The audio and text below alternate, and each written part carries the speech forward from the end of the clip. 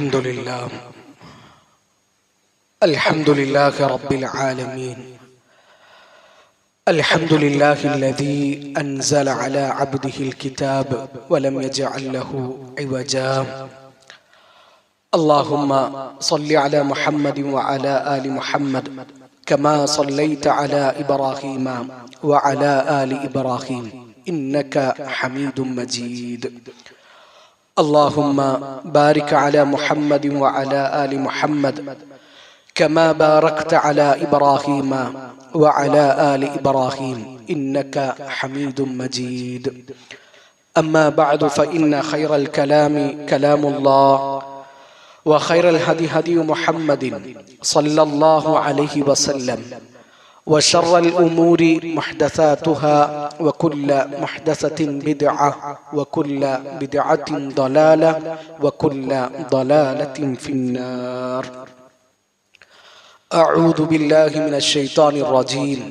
يا أيها الذين آمنوا اتقوا الله حق تقاته ولا تموتن إلا وأنتم مسلمون. يا أيها الذين آمنوا اتقوا الله وقولوا قولا سديدا يصلح لكم أعمالكم ويغفر لكم ذنوبكم ومن يطع الله ورسوله فقد فاز فوزا عظيما. اللهم سبحانك لا علم لنا إلا ما علمتنا إنك أنت العليم الحكيم. رب اشرح لي صدري ويسر لي أمري واحلل عقدة من لساني يفقه قولي. അള്ളാഹുവിൻ്റെ മാർഗത്തിൽ ഞാൻ ഏറെ സ്നേഹിക്കുന്ന സഹോദരങ്ങളെ, സഹോദരിമാരെ,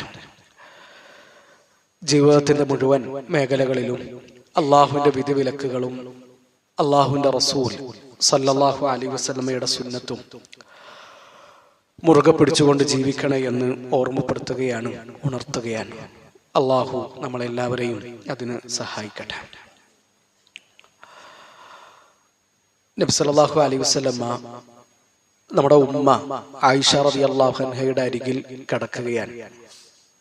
മദീന പള്ളിക്കരികിലുള്ള ആയിഷ ബീവിയുടെ അറയിലാണ്. രാത്രി സമയമാണ്. നമ്മുടെ ഉമ്മ തന്നെയാണ് ഈ സംഭവം നമുക്ക് പറഞ്ഞു തരുന്നത്.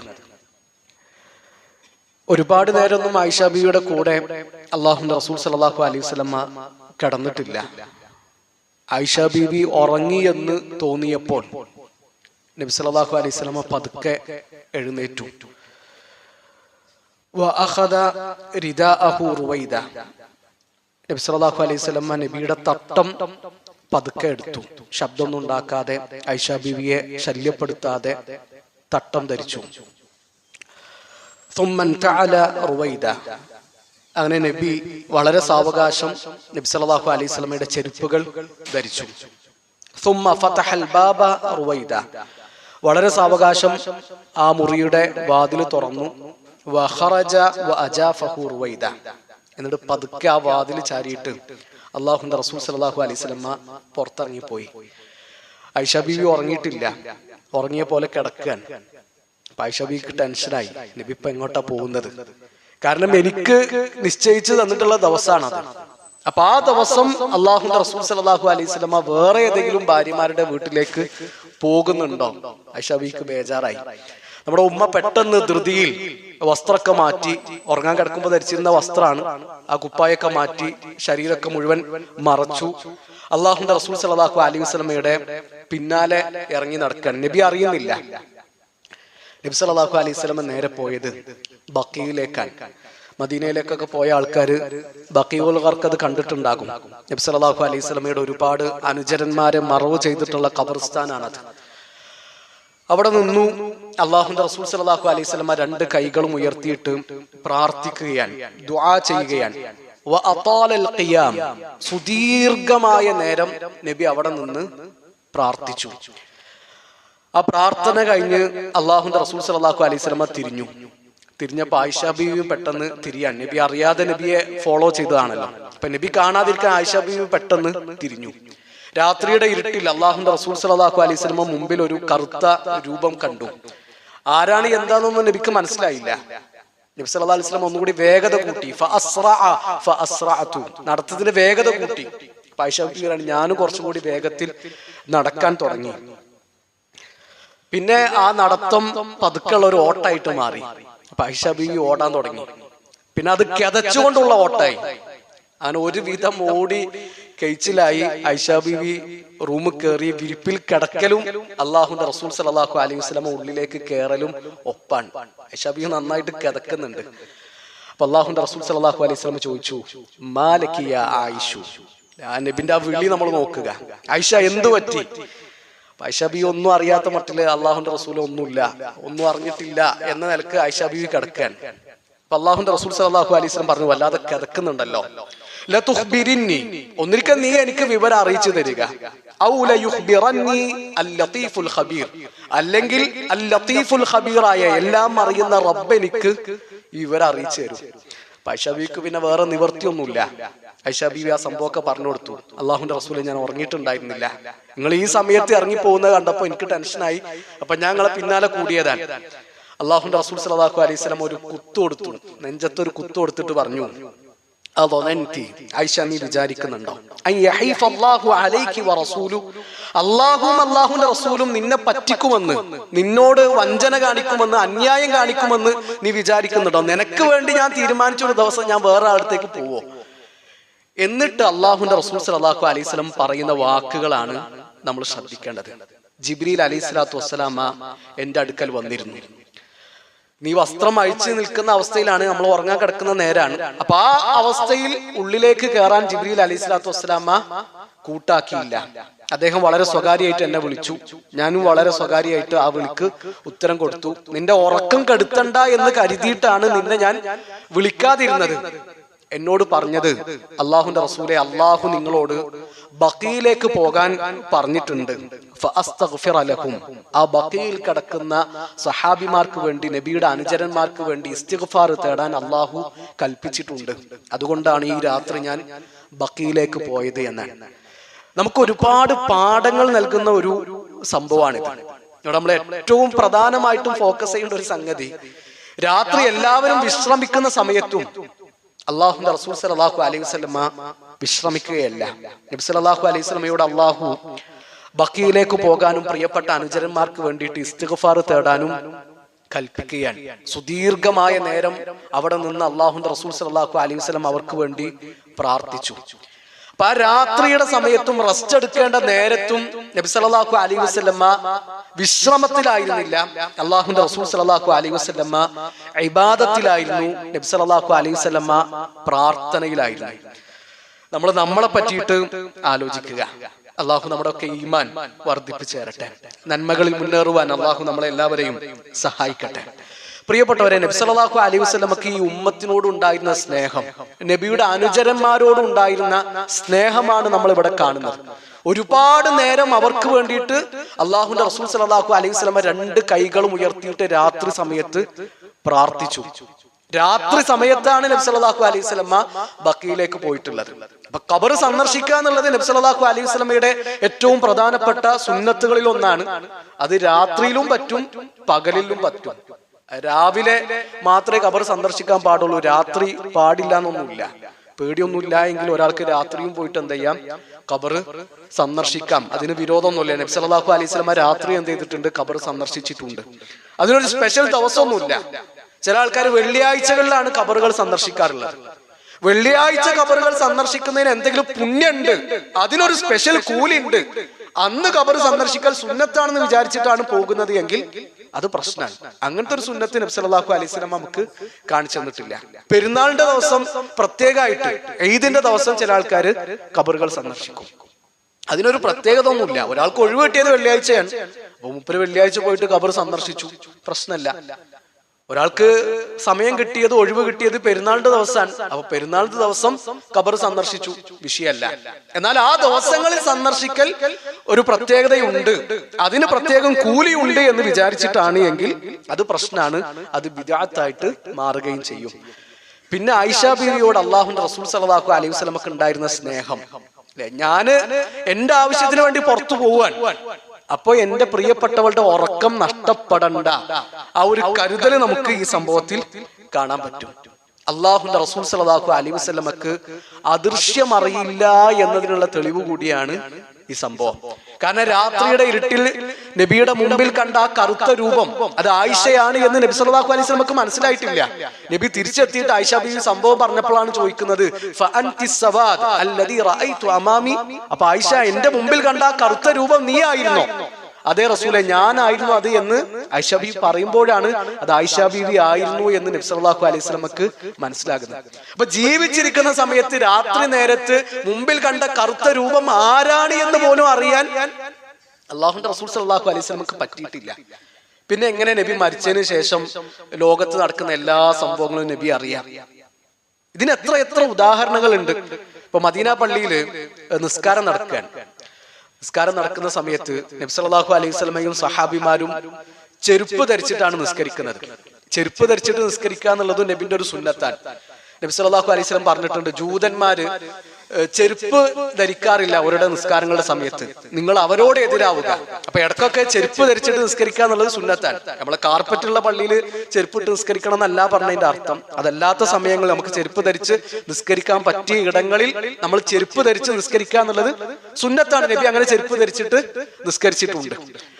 അപ്പൊ ആ നിസ്കാരം നടക്കുന്നതിനിടയിൽ അള്ളാഹുന്റെ റസൂൽ സല്ലല്ലാഹു അലൈഹി വസല്ലമ നബിന്റെ ചെരുപ്പുകൾ അഴിച്ച് ഇടതു ഭാഗത്തേക്ക് മാറ്റി വെക്കാൻ. അപ്പൊ സഹാബിമാർ ഈ കാഴ്ച കണ്ടു. ആദ്യമായിട്ടാണ് അങ്ങനത്തെ ഒരു സംഭവം കാണുന്നത്. നബി സല്ലല്ലാഹു അലൈഹി വസല്ലമയുടെ കൂടെ അവർ മുമ്പ് നിസ്കരിച്ചിട്ടുണ്ട്. പക്ഷെ നിസ്കാരത്തിനിടയിൽ ചെരുപ്പ് ഊരി വെക്കുന്ന ഒരു ഏർപ്പാട് ആദ്യമായിട്ട് കാണാൻ. പക്ഷെ സ്വഹാബിമാർ എന്താ ചെയ്തത്? ഓരെല്ലാവരും അവരുടെ ചെരുപ്പുകൾ അഴിച്ചിട്ട് ഓരോ ഭാഗങ്ങളിലേക്ക് മാറ്റി വെച്ചു. നിസ്കാരം കഴിഞ്ഞപ്പോ അള്ളാഹുന്റെ റസൂൽ സല്ലല്ലാഹു അലൈഹി വസല്ലം ചോദിക്കാണ്, മാ ഹമലക്കും അലാ ഇൽഖാഇ നിആലിക്കും, നിങ്ങൾ എന്തിനാണ് നിങ്ങളെ ചെരുപ്പുകൾ അഴിച്ചു വെച്ചത്? നിസ്കാരം കഴിഞ്ഞ നബി നോക്കുമ്പോൾ എല്ലാവരും ചെരുപ്പ് ഊരി വെച്ചിട്ടുണ്ട്. അപ്പൊ അള്ളാഹുന്റെ റസൂൽ സല്ലല്ലാഹു അലൈഹി വസല്ലമയുടെ സഹാബിമാർ പറയുന്നുണ്ട്, ഖലഅത ഫഖലഅന, അള്ളാഹുന്റെ റസൂൽ നിങ്ങൾ ചെരുപ്പ് അഴിച്ചു വെച്ചു, അതുകൊണ്ട് നമ്മളും ചെരുപ്പ് അഴിച്ചു വെച്ചു. അതാണ് സഹാബിമാർ എന്ന് പറഞ്ഞാൽ. അപ്പൊ അള്ളാഹുന്റെ റസൂൽ സല്ലല്ലാഹു അലൈഹി വസല്ലം പറയാണ്, ജിബ്രീൽ അലൈഹി സ്വലാത്തു വസ്സലാം എന്റെ അടുക്കൽ വന്നിരുന്നു, ഞാൻ ധരിച്ചിട്ടുള്ള ചെരുപ്പിൽ നജസ് ഉണ്ട് എന്ന് ജിബ്രീൽ അറിയിച്ചു, അതുകൊണ്ടാണ് ആ ചെരുപ്പ് ഞാൻ അഴിച്ചു വെച്ചത്. നമ്മൾ നോട്ട് ചെയ്യേണ്ട പോയിന്റ്, അള്ളാഹുന്റെ റസൂൽ സല്ലല്ലാഹു അലൈഹി വസല്ലമ ധരിച്ചിട്ടുള്ള ചെരുപ്പിൽ നജസ് ഉണ്ട് എന്ന വിവരം അള്ളാഹുവിന്റെ വഹീന്റെ അടിസ്ഥാനത്തിൽ ജിബ്രീൽ അലൈഹി സ്വലാത്തു വസ്സലാമ അറിയിച്ചു കൊടുക്കുമ്പോഴാണ് അള്ളാഹുന്റെ റസൂൽ സല്ലല്ലാഹു അലൈഹി വസല്ലമ അറിയുന്നത്. അപ്പൊ നബി ജീവിച്ചിരിക്കുന്ന സമയത്ത് നബി ധരിച്ച ചെരുപ്പിൽ എന്താ ഉള്ളതെന്ന് പോലും തിരിച്ചറിയാൻ അള്ളാഹുന്റെ റസൂൽ സല്ലല്ലാഹു അലൈഹി വസല്ലമക്ക് പറ്റിയിട്ടില്ല. അപ്പൊ പിന്നെ നബി മരിച്ചതിന് ശേഷം പിന്നെ എല്ലാ കാര്യങ്ങളും അറിയോ? നബി സല്ലല്ലാഹു അലൈഹി വസല്ലമ അത് അറിയില്ല എങ്കിൽ വേറെ ആർക്കെങ്കിലും അത് അറിയാൻ പറ്റും? അഷ്റഫുൽ ഖൽഖല്ലേ അല്ലാഹുവിന്റെ റസൂൽ സല്ലല്ലാഹു അലൈഹി വസല്ലം, സൃഷ്ടികളിൽ ഏറ്റവും ശ്രേഷ്ഠനാണ്. ആ നബിനെക്കാളും ശ്രേഷ്ഠനായ വേറൊരു സൃഷ്ടി ഇല്ല.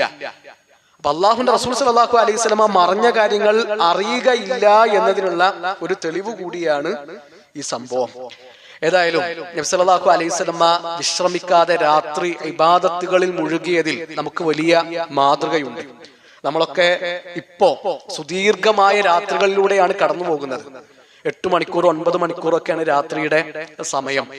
അപ്പൊ ആ രാത്രിയുടെ സമയം ഇശാ നിസ്കാരം കഴിഞ്ഞിട്ട് തന്നെ ഈ 8 മണിക്കൂർ 9 മണിക്കൂർ നമുക്ക് കിട്ടുന്നുണ്ട്. എന്നിട്ടും നമ്മൾ ഫജ്റിന് പള്ളിയിൽ എത്തുന്നുണ്ടോ എന്ന കാര്യം നമ്മൾ ഓരോരുത്തരും വിലയിരുത്തുക. പ്രിയപ്പെട്ടവരെ, നമുക്ക് വിശ്രമിക്കാനുള്ള സമയം നമ്മുടെ ഖബറിലാണ്. ഇമാം അഹ്മദ് ഇബ്നു ഹംബൽ റഹിമഹുല്ലാഹു തആലയോട് ഒരാൾ ചോദിക്കുന്നുണ്ട്, മതാ യജിദുൽ അബ്ദു റാഹ, ഒരു അടിമയ്ക്ക് എപ്പോഴാണ് വിശ്രമിക്കാൻ കഴിയുക? ഇമാം അഹ്മദിന്റെ മറുപടി, ഇൻദ അവ്വലി ഖദമിൻ യദഉഹാ ഫിൽ ജന്ന, സ്വർഗ്ഗത്തിലേക്ക് അവന്റെ ഒന്നാമത്തെ കാൽപാദം എടുത്തു വെക്കുമ്പോഴെന്നാണ്. നമ്മൾ ഇന്നലകളുടെ ചരിത്രം വായിക്കുമ്പോൾ നമുക്ക് വല്ലാത്തൊരു ആവേശവും എനർജിയും കിട്ടും. നബിയുടെയും സഹാബിമാരുടെയും ഹിസ്റ്ററിയിലൂടെ നമ്മൾ യാത്ര ചെയ്യുന്ന സമയത്ത് ഒരിക്കൽ അള്ളാഹുന്റെ റസൂൽ സല്ലല്ലാഹു അലൈഹി വസല്ലം അബൂ ഉബൈദ റളിയല്ലാഹുവിന്റെ നേതൃത്വത്തിൽ 300 ആളുകളുള്ള ഒരു സൈന്യത്തെ നിയോഗിച്ചു. സരിയത്തു സൈഫിൽ ബഹർ എന്ന പേരിലാണ് ആ സൈന്യം അറിയപ്പെടുന്നത്. ഓരോരുടെ യാത്ര തുടങ്ങി. നബി സല്ലല്ലാഹു അലൈഹി വസല്ലം ആ സംഘത്തിന് വിഭവമായിട്ട് ഭക്ഷണമായിട്ട് കൊടുത്തിട്ടുള്ളത് ഒരു തോൽപാത്രത്തിൽ കുറച്ച് കാരക്കയാണ്. അബൂ ഉബൈദ റളിയല്ലാഹു അൻഹു ആണ് ലീഡർ. അബൂ ഉബൈദ ആദ്യത്തെ ദിവസമൊക്കെ ഒന്നിലധികം ഈത്തപ്പഴം കാരക്ക സൈന്യത്തിലുള്ള ആൾക്കാർക്ക് കൊടുത്തിരുന്നു. പിന്നെ ആ ഈത്തപ്പഴം തീർന്നു പോകുന്നത് കണ്ടപ്പോ ഓരോ കാരക്ക വെച്ചിട്ടാണ് പിന്നെ കൊടുക്കുന്നത്. ജാബിർ ഇബ്നു അബ്ദില്ല റളിയല്ലാഹു അൻഹു ആണ് ഈ സംഭവം നമുക്ക് പറഞ്ഞു തരുന്നത്. അപ്പൊ ജാബിർ റളിയല്ലാഹുവിനോട് ഈ സംഭവം കേൾക്കുന്ന ആൾക്കാർ ചോദിക്കുന്നുണ്ട്, കൈഫ കുൻതും തസ്നഊൻ, ആ ഒരു കാരക്ക കൊണ്ട് നിങ്ങൾ എന്താ ചെയ്യാ? ആ ഒരു കാരക്ക കൊണ്ട് ഒരു മനുഷ്യൻ ഒരു ദിവസം വിശപ്പടക്കാന്ന് പറഞ്ഞാൽ അത് എത്ര റിസ്ക് ഉള്ള കാര്യം എന്ന് ആലോചിച്ച് നോക്കി. അപ്പൊ ജാബിർ റളിയല്ലാഹു അൻഹു പറയാണ്, നമുസ്സുഹാ കമാ യമുസ്സു സബിയ്യു, ഒരു ചെറിയ കുട്ടി ഉമ്മയുടെ പാല് കുടിക്കുന്നത് പോലെ ആ കാരക്ക ഞങ്ങൾ വായിൽ വെച്ചിട്ട് അലിയിക്കും. ഫനശ്റബു അലൈഹാ മിനൽ മാ, എന്നിട്ട് ഞങ്ങൾ വെള്ളം കുടിക്കും.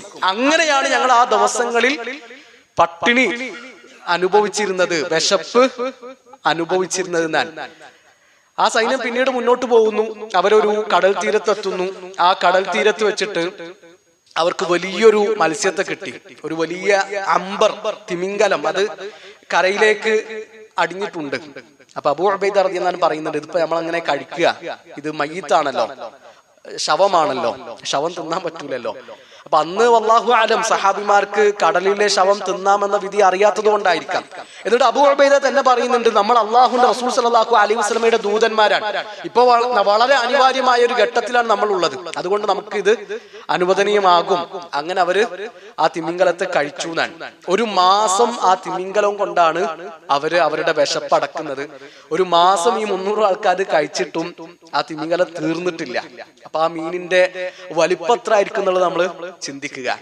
അബൂ ഉബൈദ റളിയല്ലാഹു അൻഹു ഒരു കൗതുകത്തിന് വേണ്ടിയിട്ട് അതിന്റെ കണ്ണിന്റെ ഹോളിലേക്ക് 13 സൈനികരെ ഇറക്കിയിരുത്തിനാൻ. ആ തിമിംഗലത്തിന്റെ കണ്ണിന്റെ ഹോളിലേക്ക് 13 സൈനികരെ ഇറക്കിയിരുത്തി. അത്രക്കും വലിപ്പമുണ്ട് അതിന്. അതിന്റെ വാരിയിൽ അവർ കുത്തനെ നാട്ടിവെച്ചു. അതിന്റെ ചുവട്ടിലൂടെ വലിയൊരു ഒട്ടകത്തെയും ആ ഒട്ടകപ്പുറത്ത് നീളം കൂടി ഒരാളെയും അവർ നടത്തി നോക്കി. അത്രക്കും വലിയ മത്സ്യമാണ് കടലിൽ നിന്ന് പുറത്തേക്ക് വന്നിട്ടുള്ളത്. അങ്ങനെ അവരതൊക്കെ കഴിച്ചു. ബാക്കിയുള്ള ഇറച്ചി അവര് ഉണക്കി മദീനയിലേക്ക് മടങ്ങി. അള്ളാഹുവിന്റെ റസൂൽ സല്ലല്ലാഹു അലൈഹി വസല്ലമയുടെ അരികിലെത്തി. നബി സല്ലല്ലാഹു അലൈഹി വസല്ലമയോട് വിവരങ്ങളൊക്കെ പറഞ്ഞു. അള്ളാഹുവിന്റെ റസൂൽ സല്ലല്ലാഹു അലൈഹി വസല്ലം പറഞ്ഞു, അത് അള്ളാഹു നിങ്ങൾക്ക് വേണ്ടി പുറത്തു കൊണ്ടുവന്നിട്ടുള്ള റിസ്കാൻ. ഹുവ റിസ്കുൻ അഖ്റജഹു അല്ലാഹു ലക്കും. അള്ളാഹു നിങ്ങൾക്ക് വേണ്ടി പുറത്തെടുത്തിട്ടുള്ള റിസ്കാണ്, അത് ഉപജീവനമാണത്. അപ്പൊ അത് കഴിച്ചാൽ നിങ്ങൾ ആശങ്കപ്പെടേണ്ടതില്ല, നിങ്ങൾ സങ്കടപ്പെടേണ്ടതില്ല, അത് നിങ്ങൾക്ക് അനുവദനീയാണ്. നിങ്ങൾ എന്തെങ്കിലും കൊണ്ടുവന്നതിൽ ബാക്കിയുണ്ട് എങ്കിൽ എനിക്ക് കുറച്ച് ഓഹരി തരൂ. അങ്ങനെ നബി സല്ലല്ലാഹു അലൈഹി വസല്ലമക്ക് സഹാബിമാര് ആ മീനിന്റെ ഇറച്ചി കൊടുത്തു. അവര് നബി സല്ലല്ലാഹു അലൈഹി വസല്ലം അത് കഴിക്കുകയും ചെയ്തു. അപ്പൊ അനിവാര്യമായ ഘട്ടത്തിലല്ല എങ്കിലും ഒരാൾക്ക് ചത്ത മീനിനെ കഴിക്കാം എന്നതിനുള്ള തെളിവ് കൂടിയാണ് ഈ സംഭവം. നബി സല്ലല്ലാഹു അലൈഹി വസല്ലം തന്നെ പറഞ്ഞല്ലോ, ഹുവ തുഹൂറു മാഉഹു അൽ ഹില്ലു മൈതതുഹു, കടലിലെ വെള്ളം അത് തുഹൂറാണ്, ശുദ്ധിയുള്ളതാണ്, അതിലെ ശവങ്ങൾ നിങ്ങൾക്ക് അനുവദനീയമാണ്. ഈ ചരിത്രം കേൾക്കുമ്പോ നമ്മൾ ചിന്തിക്കേണ്ട പോയിന്റ് എന്താന്ന് വെച്ചാല്, ഒരുപാട് സുഖങ്ങളും സൗകര്യങ്ങളും വിഭവങ്ങളും ഉണ്ടായ സമയത്തായിരുന്നില്ല അള്ളാഹുവിന്റെ ദീനിന് വേണ്ടിയിട്ട് സേവനങ്ങൾ ചെയ്യാൻ നബി സല്ലല്ലാഹു അലൈഹി വസല്ലമയുടെ പ്രിയപ്പെട്ട അനുചരന്മാർ ഇറങ്ങി പുറപ്പെട്ടത്. ജാബിർ ഇബ്നു അബ്ദില്ല റളിയല്ലാഹു അൻഹു പറഞ്ഞ ആ വാക്കുണ്ടല്ലോ, നമുസ്സുഹാ കമാ യമുസ്സു സബിയ്യു, ഒരു ചെറിയ കുട്ടി ഉമ്മയുടെ മുലപ്പാല് കുടിക്കുന്ന പോലെ ആ കാരക്ക ഞങ്ങൾ ഞങ്ങളുടെ വായിൽ വെച്ചിട്ട് അലിയിക്കും. ഫനശ്റബു അലൈഹാ മിനൽ മാ, എന്നിട്ട് അതിന്റെ മീതെ ഞങ്ങൾ വെള്ളം കുടിക്കും. ആ ദിവസങ്ങളെ പറ്റിയിട്ട് നമ്മൾ ആലോചിക്കുക. ഈ ദീനിന് വേണ്ടിയിട്ട് നമ്മളൊക്കെ എന്ത് റിസ്ക് ആണ് എടുത്തിട്ടുള്ളത്, സ്വർഗത്തിന് വേണ്ടിയിട്ട് നമ്മൾ എന്ത് ത്യാഗമാണ് സഹിച്ചിട്ടുള്ളത്, നമ്മൾ എന്ത് പരീക്ഷണമാണ് നേരിട്ടിട്ടുള്ളത്. ഇപ്പൊ ഏതെങ്കിലും ഒരു പ്രോഗ്രാമിന് സമ്മേളനത്തിന് നമ്മൾ പുറപ്പെട്ടു എന്ന് വിചാരിക്കുക, അവിടെ ഭക്ഷണം ഉണ്ട്, നമ്മളോട് മുൻകൂട്ടി അറിയിച്ചിരുന്നു. ആ സമ്മേളനം കഴിഞ്ഞ് പിരിഞ്ഞു പോരുമ്പോ നമുക്ക് ഭക്ഷണം കിട്ടിയിട്ടില്ല. അപ്പൊ നമ്മൾ കാണിക്കുന്ന ഒരു അസ്വസ്ഥത ഉണ്ടല്ലോ, എന്താ ഭക്ഷണം ഉണ്ട് എന്നൊക്കെ പറഞ്ഞു, നമുക്ക് ഫുഡൊന്നും കിട്ടിയില്ല. വരുന്ന് പറഞ്ഞ വണ്ടി കുറച്ച് നേരം വൈകി വന്നാല് അവിടെ നമ്മൾ കാണിക്കുന്ന ഒരു അക്ഷമയുണ്ട്. നേരം പറഞ്ഞാല് ആ നേരത്തിന് വരണ്ടേ, അരമണിക്കൂർ വൈകി, ഒരു അരമണിക്കൂർ വൈകി നമ്മളെ കുട്ടികളെ നമ്മളൊന്ന് ഇടങ്ങറാക്കി കഴിഞ്ഞാൽ നമ്മുടെ കോലം മാറുകയാണ്. അപ്പൊ ഈ ദീനിന് വേണ്ടിയിട്ട് നമ്മൾ എന്താണ് സഹിച്ചിട്ടുള്ളത്, നമ്മൾ എന്ത് പരീക്ഷണമാണ് നേരിട്ടിട്ടുള്ളത് എന്ന് വളരെ ഗൗരവത്തിൽ നമ്മൾ ആലോചിക്കണം. അബൂ ഉബൈദ റളിയല്ലാഹു അൻഹുവും ഈ 300 ആളുകളും നമുക്ക് മോട്ടിവേഷൻ ആകണം, നമുക്ക് പ്രചോദനമാകണം. പ്രിയപ്പെട്ടവരെ, റമദാനിലേക്ക് ഇനി ഒരു മാസം തികച്ചില്ല. നമ്മൾ ഒരുങ്ങുക, മനസ്സുകൊണ്ട് നമ്മൾ ഒരുങ്ങുക ആ മാസത്തെ സ്വീകരിക്കുവാൻ. അള്ളാഹു അവന്റെ അടിമകൾക്ക് നൽകുന്ന ഔദാര്യവും സമ്മാനവുമാണ് റമദാൻ. നമ്മള് ഹൃദയം കൊണ്ട് മനസ്സുകൊണ്ട് ഒരുങ്ങിയിട്ടുണ്ടോ എന്ന് നമ്മൾ ആലോചിക്കുക. ഒരു മാസം തികച്ച് റമദാനിലേക്ക് ഇല്ല. അത് ശരിക്കും ഒരു വാമപ്പാണ്. ഷാബാൻ എന്ന് പറഞ്ഞാൽ റമദാനിലേക്കുള്ള ഒരു വാമപ്പാണ് അല്ലെ. ഒരു വാമപ്പ് കഴിഞ്ഞിട്ട് ഗ്രൗണ്ടിലേക്ക് ഇറങ്ങുന്ന ഒരു പ്ലെയറും അല്ലാത്തവരും തമ്മിൽ മാറ്റമുണ്ട്. ഈ ഷാബാൻ നമുക്ക് നന്നായിട്ട് ഒരുങ്ങാനുള്ള ഒരു സമയം കൂടിയാണ്. ശരിക്ക് അള്ളാഹുവിലേക്ക് ഖേദിച്ച് മടങ്ങുക, നമ്മുടെ തിന്മകൾ അള്ളാഹുവിനോട് ഏറ്റുപറയുക, നന്മകളിൽ മുന്നേറാനുള്ള ഒരു മനസ്സുമായിട്ട് റമളാനിനെ സ്വീകരിക്കാൻ നമുക്ക് പറ്റണം. വസാരിഉ ഇലാ മഗ്ഫിറത്തിൻ മിർ റബ്ബികും വജന്നത്തിൻ അർദുഹാ അസ്സമാവാതു വൽ അർദ് ഉഇദ്ദത് ലിൽ മുത്തഖീൻ. സ്വർഗത്തിന് വേണ്ടിയിട്ട് നമ്മൾ ധൃതി കാണിക്കുക, അള്ളാഹുവിന്റെ മഗ്ഫിറത്തിന് വേണ്ടിയിട്ട് നമ്മൾ ധൃതി കാണിക്കുക. അള്ളാഹു നമ്മളെല്ലാവരെയും അതിനനുഗ്രഹിക്കട്ടെ.